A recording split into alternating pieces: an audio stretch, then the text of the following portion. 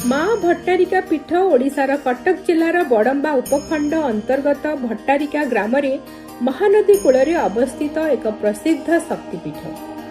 चारिपाखरे सबुज पहाड़, घंच जंगल एवं महानदीर मनोरम दृश्य एही स्थान को प्राकृतिक सौंदर्य भरी देछि। धार्मिक आस्था सह प्राकृतिक परिवेशर अन्योन्य समन्वय थिबारु एहा पर्यटक और भक्त मानकर अन्यतम आकर्षण केंद्र।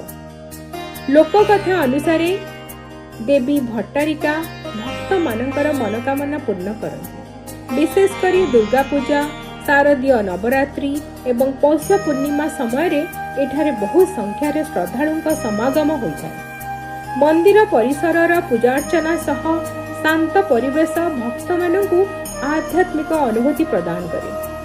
मंदिर निकटरे महानदीर विस्तृत बालुका सज्जा, सबुज वनांचल एवं पहाड़िया परिवेश थिबारु एहा एक लोकप्रिय पिकनिक स्थल भावे परिचित।